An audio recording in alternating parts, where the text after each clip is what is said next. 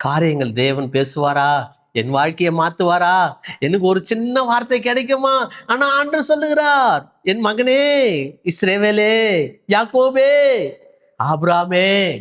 ஆ அங்க சொல்லும் போது தேவனுடைய ஐஸ்வர்யம் இருக்குதுல்ல, அது அளவே கிடையாது. அல்லேலூயா. ஹalleluya. அளவு இவ்வளவுதான்.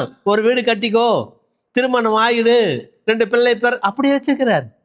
அளவே கிடையாது. ஆமென். அவருடைய ஆசீர்வாதம் இந்த பூமி தாங்க முடியல. உன் ஆசீர்வாதம் இந்த பூமி தாங்காது. ஆபிரகாமுக்கு மாத்திரமா? ஆபிரகாம் பிள்ளையாச்சு, உனக்கும் தானே கொடுப்பாரு, நமக்கும் தானே. ஆமென். லோத்து ஆசீர்வாதமும் ஆபிரகாம் ஆசீர்வாதமும் அங்க சொல்லும் போது 2 பேருடைய ஆசீர்வாதம் வந்த பேருக்கு பூமி தாங்க முடியலையும், பூமியே தாங்க முடியல.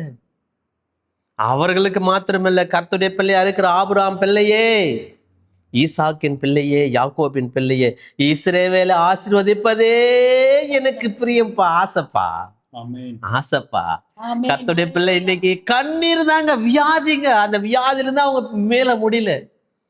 10 வருஷம் ஆலயத்துக்கு போகிறாங்க, ஊழியத்தை செய்யறாங்க, பைபிள் படிக்கிறாங்க. அவர்களுக்குள்ள என்ன இல்ல?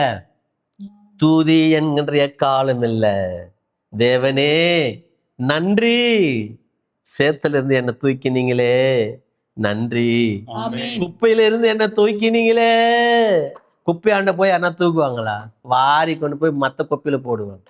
ஆனா தேவன் தூக்குகிற ஆண்டவர், உன்னை தூக்கி எடுக்கிற ஆண்டவர், கழுவுகிற ஆண்டவர். இன்னும் குப்பைன்னு சொல்லாதீங்க, இன்னும் சேத்துல இருக்குன்னு சொல்லாதீங்க. அவர் என்னை கழுவிட்டாரு.